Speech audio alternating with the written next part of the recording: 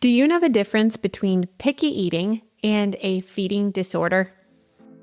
As clinicians, we've all had those well visits where parents mention feeding challenges.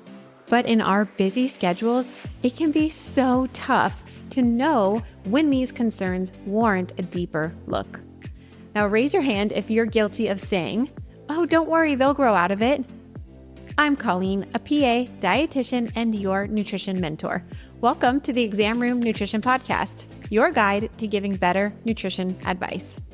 Now, by definition, a pediatric feeding disorder, or PFD, is impaired oral intake that is not age appropriate and is associated with medical, nutritional, feeding skill, and/or psychosocial dysfunction.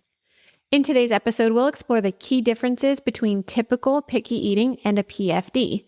We're going to discuss a fantastic and quick screening tool that you can use in your practice and learn how to better support families who are struggling. Now, whether you're managing well visits, fielding concerned parent phone calls, or trying to determine when picky eating needs a deeper look, today's episode will transform how you approach feeding challenges in your practice. Now, let me introduce you to my guest for today. I am thrilled to welcome Jaclyn Pederson to the show. She's the CEO of Feeding Matters, the organization that got pediatric feeding disorder officially recognized by health insurance providers. They also started the International PFD Conference in addition to a ton of other educational resources. With a master's in health innovation and personal experience as a parent of a child with PFD, Jaclyn brings both professional expertise and a deep understanding to this conversation. So get comfy and enjoy my conversation with Jaclyn. Jaclyn, I am so excited that you're here with me today. Thanks for the gift of your time and welcome to the show. Thank you. Excited to be here. Let's get into it. Well, as a pediatric PA in doing this podcast, I have referenced the Feeding Matters tool a lot of times. And when your team reached out to me to have you as a guest on the show, I jumped at it because I'm so excited to share this resource with my clinicians. And I think it's so valuable for pediatricians and speech pathologists and dietitians to really understand the difference between picky eating and a pediatric feeding disorder. So that's where I wanted to start off with. Can you please explain the difference between those two? Sure. So I think that is the most confusing piece is picky eating is something very typically developing that we all expect our kids to go through at any particular given time. But the unfortunate thing is that because we do expect that to be a phase, we end up misdiagnosing or misunderstanding when a child is trying to give us signs that there is something else going on and something a little bit deeper. So pediatric feeding disorder is when a child really isn't eating appropriate for their age. And it may be that there is dysfunction in any one of four domains: medical, feeding skill, psychosocial, and nutrition. And they all can impact one another, and one can be a primary driver at another time. So they really interact like a system. So I think one of the biggest questions that I like to ask families is, has there always been a history? Did we have trouble breastfeeding, and did we have trouble switching to solids? Like, what does that history look like? Because that gives us a little insight into what developmentally might be happening. One of the things that we're learning out of research is that feeding skills are being developed and being refined way longer than previously thought. And so oftentimes people think of a 3-year-old as fully developed in their feeding skills, but it's often much later. Now, you mentioned 4 domains, and we'll get into those in a little bit, but does a child have to meet all 4 domains in order to qualify for a pediatric feeding disorder, or could it be just one of them? It could just be one of them. So pediatric feeding disorder is classified for a diagnostic code as acute versus chronic. And it is, to qualify for the diagnosis, just needs to be happening more than 2 weeks. And the dysfunction needs to happen in any one of the different domains and be impacting age-appropriate feeding. So they do work in tandem, but you only need one dysfunction to qualify. It's so fascinating how the science is going towards this, and we're learning so much more about it. And I think clinicians are a little bit behind on where the science has been. I've heard so many of my colleagues just unfortunately, label a child as a picky eater, which, side note, I hate that terminology, and I'm sure you do too. And very often on my podcast, we use selective eater or curious eater as opposed to just negatively labeling them as a picky eater. So I would love for you to educate my listeners on what should a general pediatrician, whether you're an NP, PA, MD, what should we be looking out for to know that it's not just developmentally appropriate picky eating? Sure. So if a family kind of mentioned that they've always been a picky eater, no matter what age the child is at, because I think sometimes we see a family do everything in their power to try to get their child to continue to gain weight, but oftentimes has trouble going into, and articulating what those meal times look like. So we've heard from families that they are feeding through the night just to make sure their child is gaining weight. But if they go into the room, it's, they've gained weight, they're good. It's all fine. But I think asking that deeper question of what do mealtimes look like at home? How are you feeling about feeding? In addition, in thinking about all of the different domains, if there's ever like choking, gagging, vomiting, kind of all of those signs definitely need to be addressed and looked at from all 4 domain perspective and before even progressing with any type of therapy or anything. And there's so much more going on at home than we can actually do in 10 minutes as a well check with the family. So it's so complex. Yeah, I think that's like one of the biggest challenges is you're only getting a snippet of time. And there's so much more. I mean, it's not an area where a child breaks a leg and is going to physical therapy and they can take a break and go on a trip. It's every single meal, 5, 6 times a day. Which leads me beautifully into my next question. And that's the stress that families are feeling with a child with maybe an undiagnosed PFD, as opposed to what's different about maybe, selective eater. Because I sympathize with these families and these parents who come in and they're just like, I cannot get my kid to eat anything. So I just would love for you to paint the picture of like, what is so stressful about this with families with a child with PFD? I think it's a vicious cycle because I think it's a child isn't eating, they may not be gaining weight. The family may feel pressured to help them gain weight. And then that puts pressure on the mealtime. The family may be anxious and may bring their own experiences with feeding into the mealtime. And so it creates this scenario that doesn't really set the table for a good experience for anyone. And I think that just erodes. It erodes the relationship. It erodes each individual's person's experience and the child's psychosocial development and their relationship with food. And where we see a child growing up in that scenario, especially with an undiagnosed PFD, it can turn into avoidant restrictive food intake disorder or ARFID. And that's where the anxiety just is overwhelming. And that becomes the primary driver, even if feeding skills are intact and even if the medical piece is figured out.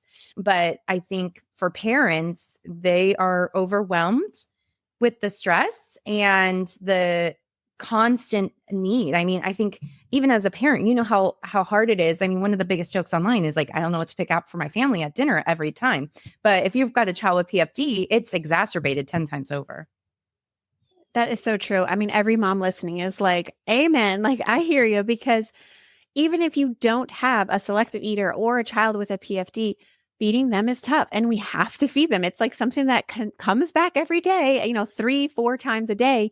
You have to feed your children. And so it is so overwhelming and so stressful for families. Oh, well, yeah. And I think the other piece to that is like, depending on how medically complex they are, or if they're working with you as a provider to try to figure out if there's something else, like oftentimes the family's becoming that medical home partner to you of doing the calls to the specialist, waiting on those lists, trying to figure out what they do while they do wait on those lists. So there's all this like added up mental load as well that becomes a challenge.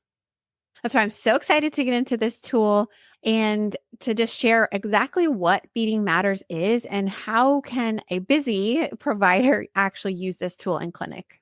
Sure. So the tool that we're specifically talking about is our infant and child feeding questionnaire, 6-question rack card. And what it does is it describes what PFD is, the disorder. It includes the ICD codes in there. And then it has 6 questions that ask about meal times. And it's been shown to have a high sensitivity and specificity for identifying PFD. I will say it doesn't distinguish between picky eating and PFD, but more typical feeding development and PFD is what the research has been done. I do think that there is a long way for research to go to differentiate like picky eating, but I agree with you. That term, it just breaks my heart so many times in so many of our families. So selective eating or any of the other like eating characterizations. And so the tool that we have allows you to really take this with the family that's in the room with you And that also may help them open up to what mealtimes are about.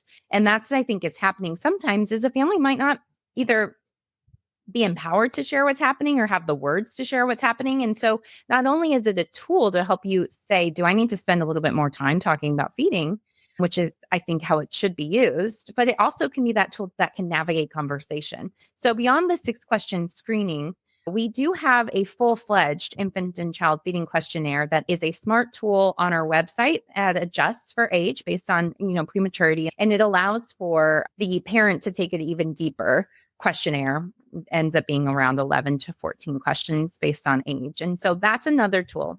I will say that Feeding Matters as an organization, we are a nonprofit advocacy and education organization. And so we do have a multitude of tools that are available and that you can leverage. We were the birthplace of pediatric feeding disorder. So we do have a lot of experts that share their information with any general pediatrician or physician or provider. And we have a family guide. So if you are worried that a family is, going through this and you aren't sure where to send them, we have a provider directory, but we also have a family guide that helps the family walk through what might be happening. And then we also offer some support for families too through our parent-to-parent coaching program. Such an invaluable resource. And I have actually used it multiple times in practice and in clinic because I just find that you're right. Like sometimes if families don't have the words to say, or even me, I completely understand what it feels like as a clinician when you're just so overwhelmed with referrals and refills and, the rash that they're coming in with and their other kid is sick and like, it's a lot. And then let's talk about the child that is only eating 10 different foods now. It's a lot. And you can sometimes feel like, I have no idea what to say. So then you just ask, oh, is your kid eating okay? Yeah, I guess he's fine. And then we move on and we've completely missed so many underlying issues. And so that's why I really like how this has specific questions to ask and that can kind of guide you a little bit further. So can you go into those 6 questions on that first tool? So the questions that are good to ask are, does your baby or child let you know when he is hungry? The red flag would be no. Does your baby or child eat enough? Like, do you think your baby or child eats enough? Red flag would be no. How many minutes does it usually take to feed your child? The options that are on the question are less than 5 minutes, between 5 and 30 minutes, and more than 30 minutes. And that is because this questionnaire is developed, the longer form one has different questionnaires per age group. This one is for 3 and younger. And the questions still show validity because it does count for, if a child is bottle feeding or breastfeeding and they're under 5 minutes, or even if they're at the table and they're under 5 minutes. And similarly, the red flag for under 5 minutes and red flags for over 30 minutes. It shouldn't be taking that long either. And then do you have to do anything special to help your child eat? Definitely a red flag for yes. Distracted eating, any sort of configuration of how we're setting ourselves up at mealtime would be a red flag. Does your baby or child let you know when he or she is full? No, would be the red flag. And then based on the questions above, do you have concerns about your child's feeding? And that's, I think, a key piece that is important to make sure you ask the family, because I think that'll open up the discussion a little bit. Yeah, I love those. And I actually start with that last question because I find it's a really good open question to kind of gauge where the mom or dad is coming in with and what they're really concerned with. A lot of the times they say yes. And then actually my next question is, well, what are you concerned about? And then they often will feel like the child doesn't eat enough, which gives you a really good opportunity to then ask like, okay, well, how many different foods are they eating? So it does guide you really, really well. So I just absolutely love those questions. I think they are so, so helpful. Now, within Feeding Matters Toolkit, is there a guideline of like how many different types of food would be considered a pediatric feeding disorder? Because I get this question a lot from colleagues of mine of like, well, the mom said they eat like 10 foods. Is there a standard or a guideline when it comes to how many foods a child eats? And like, yes, they have a feeding disorder just based on that alone? Not just based on the number of foods. I think that there is a good opportunity to research that, because I think that is probably the easiest way to articulate from my family side and probably from your side as a healthcare professional of where we're at in mealtimes as a benchmark.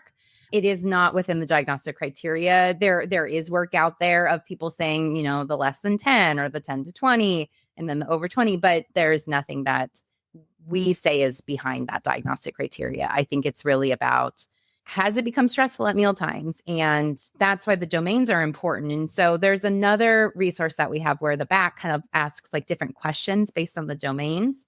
And a lot of it is like, what are the behaviors like at mealtimes? Like what does that look like? And but not as much based on the number of foods. I do think that there is some space for the research to grow in that because it's the easiest conversation topic, I think. It is and it isn't, because when you dig a little bit deeper on numbers, parents significantly underestimate how many different types of food a child eats. They'll say like, oh, well, he only eats 5. And I ask a few more prying questions, like we really get into the specifics. And it turns out it's like, like more like 15, because they only eat chips, but it might be chips and pretzels and crackers and cereal. So I can appreciate that you guys, maybe didn't include that or that's not part of the diagnostic criteria, because it is pretty subjective. Yeah. And again, like you said, within those domains, it might indicate more of, a selective eater. And obviously there is still an issue if the child is literally only eating 3 brands of chips and fries and whatever, but might not be a PFD. So I really appreciate that piece that you guys have with those domains. So I do want to sit here for a little bit and talk about the 4 different domains, because you mentioned it in the beginning. Mm-hmm. Can you tell us those 4 and then kind of like what falls within each section? Yep, for sure. Pediatric feeding disorder was developed by a multidisciplinary group of individuals. And they came together saying, we're kind of seeing these different things, but we're all looking at it from a particular single lens within our discipline. But these children are facing all of us, and we all need to be talking together to be able to treat them. So by and large, the diagnosis is very different than we're used to in healthcare, because it's designed to be this complex, multidisciplinary diagnosis. It was also mapped onto the ICF, the International Classification of Function, Disability, and Health, which is a worldwide characterization type of coding manual like the ICD, but it does involve all of the things like, how is the environment at play? What is the activity? So it's all based on what is a child and family's function during meal times and their experience and relationship during meal times. And so that's why you have the different domains, and the dysfunction being kind of that link to be able to qualify for the diagnosis. So what I like to talk about is there's the diagnosis of PFD that has the specific diagnostic criteria, but then there's the PFD framework that helps you just really think about things going on. And so that's like on the medical side, is there labored breathing or color changes, multiple formula changes in the history, never seems hungry, lots of vomiting, a history of lots of vomiting. Are there other things that we need to be thinking about from the medical lens? Similarly, on the nutrition side, unable to drink, not getting enough, not having a diet that's diverse enough. We're only eating, chicken nuggets, and that's all that we eat. Feeding skill and psychosocial is the most depth that's in the diagnostic criteria, as well as in the framework itself. But what we do see is those overlap so much as a child is developing their feeding skills and their psychology related to food.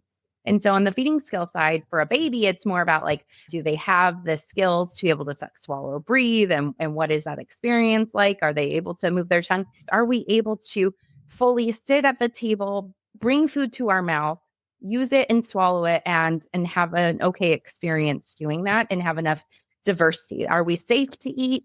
Is it age appropriate? Are we still on a nutritional drink as most of our calories in nutrition? So those are kind of the different considerations as we look at the PFD framework. And I think it's a critical time after a year old when we're kind of weaning off the bottle and all the formula. And that's the critical period, I think. And I think you make a really good point that parents often forget that feeding is a skill. It's not just about getting the food into their mouth, and it's not just about the nutrition that they get from the food. It's a skill that they have to learn and perfect, and it's going to take years, but it is a skill. And like you said, it's that critical time between 1 and 3. If they're not coming for their routine checkups, I will see them at 2 or 3, and they're like, oh yeah, he's still on a bottle and he'll only take pouches. And I'm just like, oh my goodness, we have an issue here. We really need to intervene now. Otherwise, he's going to have massive issues later on in life. And so I think it's important for providers to educate their families that Yes, we need to talk about the food groups and variety and all of that. But we also need to talk about the skill that they have to learn and perfect in order to feed themselves properly. So I love that this goes into the skill aspect of it. It is a huge myth that feeding just develops on its own, but we as parents need to realize that it is our duty as parents to provide that opportunity for learning, for chewing, for being able to develop those muscles to do it. I also think that so often as parents, we're just told like, you need to have this many vegetables, these many fruits. And so I think that we do owe parents also the grace and the space for them to be able to learn how to do that education as well. Because I think we're all learning about food culture now. Like we all have our own thoughts and emotions and feelings about meal times in general. And so that's why it's so complex. And that's why we chose feeding and not an eating disorder for this, because it is that parent-child dyad. And every family kind of comes with their own beliefs and their own, culture with how we choose to feed our children. And I've had multiple moms tell me, well, I have to force him to eat his veggies, but he eats them. And to me, that's an immediate red flag. Like if you have to force your child, I mean, I don't want to be forced to eat anything. And in my mind, I can imagine what that looks like. And I've seen plenty of videos on Instagram and YouTube of like literally a child like crying, screaming, and they're holding their mouth open, spoon feeding them foods that they don't want to have. That is extremely traumatic. And if we don't catch that as a provider, we're not doing that patient any benefit or helping them at all if we're not intervening, because there's a reason that the parent feels that they need to force feed a child, so we need to get to that point. And so it brings me to my next question about what interventions we can do, because sometimes you do feel a little bit helpless as a provider because this is such a complex issue that really it's impossible to quote solve within 10 minutes. And, one quick tip doesn't make a child want to eat their veggies or sit down at the table without having a massive anxiety attack. So besides referring and making that referral to feeding therapy, what are some useful strategies that the pediatrician can offer to parents at that visit? Because, the reality is sometimes they don't get into therapy for months. Yeah. And as clinicians, we do want to be helpful. So I would love for your advice on what can we suggest to parents? Other strategies that are just about the family dynamics, I think are really important to talk through with the family. The emotions that families are sharing with us are centered around shame and guilt and just the pressure that they feel. And I think if, as a provider, you're able to partner with them and help them understand that you're in this with them, that you see them, that you hear them, I think that by and large impacts the family's experience 10 times over. And so if we can do whatever we can to pull that pressure away a little bit and figure out what does a mealtime feel like and how are we showing up to the meal, and how can we just start from scratch and take away the cloud that hangs over us at every single meal, I think that's something that can be worked on while anyone sits on a wait list. I love that piece of advice because I find that building connection with your patient and with your family is the most crucial aspect of providing really excellent care. Because, we're all patients ourselves too, right? Like when you really feel that the clinician sitting across from you is actually listening and is actually like, okay, I'm in this with you. Like, let's brainstorm some ideas. You do feel empowered. You do feel like you have a support. You do feel like, okay, they're on my side. They're not also attacking me like social media is, like my family members are, right? So I think that is such a crucial point to just kind of take the step back. And I'll even tell parents and I'll say, this sounds like it's so frustrating and exhausting. And I can tell it's really challenging for you, but I want to tell you that you're doing a really good job. Yeah. And like that melts the moms when they hear that, because you're right. They're hearing it constantly that their kid's too skinny. And why is your child not eating this? And oh my gosh, he's so bad at the table. Like take him out of here. So I think that's a really, really helpful piece of advice that you reminded us to start with. Now, what other support is available for families within Feeding Matters, or some other suggestions that you have that maybe the provider can suggest to their family? I definitely suggest referring a family to Feeding Matters to get that emotional support, because oftentimes, a family might be hearing really well-meaning advice, but it's advice that's not helpful. And so there is that peer-to-peer coaching and support that can be really valuable to listen to someone who's been there before or is in there with it with you. And so what we do in our Power of Two coaching program is we connect a new parent with a parent who has some of the training and knows about all the information that we offer to be able to be that listening ear and that sounding board where they need it to empower them to be the advocate that they need to be for their child, and to, even just listen to venting sometimes. And so I would encourage, if a family needs that support, that you share Feeding Matters with them. We are a national, international nonprofit, and so we do serve everyone, everywhere. And that's definitely one. I think individual communities have other supports that are in place. Oftentimes they're very provider specific, but we also offer like a family roadmap. So like if a family is wondering on the 6 questions, then you can take them down the roadmap too. And that's where I mentioned the family guide earlier, but that helps them kind of think about things, which is another thing to do while they're waiting, is get more informed about PFD. Wow, that's really, really cool. And is this fee-based? Do you accept insurance? Is it a free service? It's a completely free service. So our rack card that I shared earlier is free. Any product that we have for families and providers is typically free and open source to be able to be used. The only things that we do have fees for are our educational offerings that really gets deep into the evidence-based practice and what is happening in each of the domains, and how does that look and how does it manifest in any person's environment. And we really try to make sure we're bringing social determinants of health to the table with all of that. We also offer webinars that are available on our website. One of the most popular that is probably a great share if someone has experienced this and you are worried about the family is a feeding trauma workshop that really helps the family walk through like what kind of trauma might be happening. Because I think, and it's because the field is still so new and so emerging, like there are poor practices from the history. There's also not really great educational pathways for those that specialize in PFD. And so it can be really challenging to find the right provider and to find the right fit. That is fascinating. This is such an amazing resource. So where would clinicians find all of this, and how would they learn more about everything? Sure. So feedingmatters.org is our website. Our social channels are also at Feeding Matters. I will say that we are also starting to launch a campaign called It's Not Picky Eating. And that is the rallying cry. You mentioned it earlier. Like, it's a really charged word when you're experiencing so much more than picky eating and you're feeling diminished because people just keep calling it that. And so that's a great resource for just the quick hit about like what is PFD and some of that as well. I'm getting behind that for sure. I love that. Okay, I always end my episodes with my favorite question, and this is the worst piece of advice you've heard clinicians give to families with a selective eater or a child with a PFD.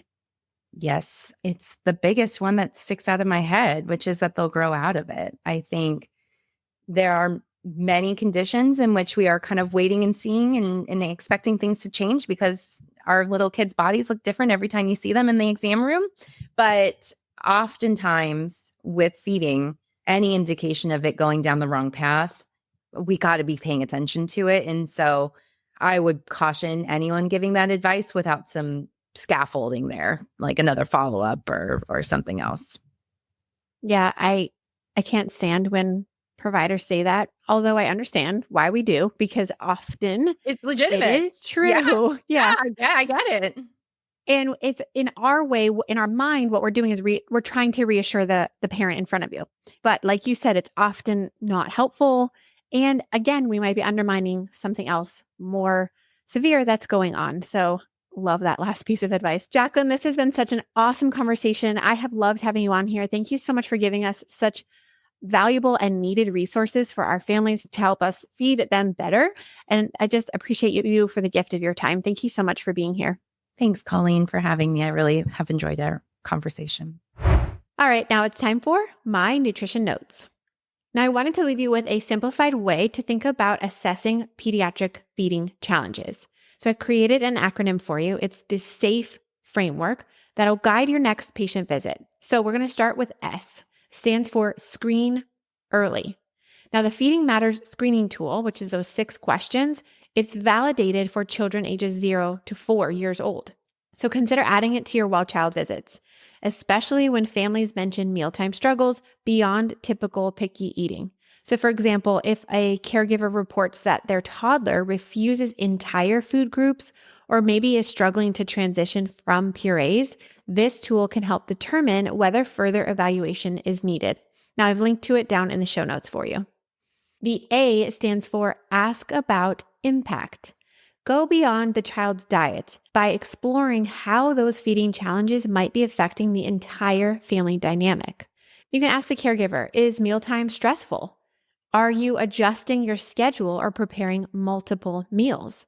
Identifying these stressors can help you offer support beyond nutrition advice, such as referring families to feeding specialists or parent support groups.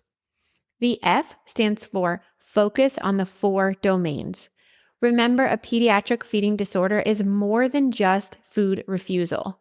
Screen across all 4 domains: medical, nutritional, feeding skill, and psychosocial to get the full picture. And lastly, the E, it stands for Empower Families. Families often feel isolated when dealing with feeding challenges. So offer reassurance, not by saying they're just going to grow out of it, but by sharing that they're not alone and that effective resources are available. I would point them toward Feeding Matters free resources. They are amazing, and I've linked to all of them down in the show notes, but you can explain how early intervention can significantly improve long-term outcomes. So the next time you think you have a picky eater, remember the SAFE framework when assessing those feeding challenges. Early identification and compassionate support can make all the difference. Start small, screen often, and give families the clarity they deserve. Thank you so much for listening today. I hope you enjoyed this conversation as much as I did. If you loved it, leave me a quick review on Apple Podcasts. I would be most grateful for your support. Let's continue to make our patients healthy, one exam room at a time. I'll see you next time.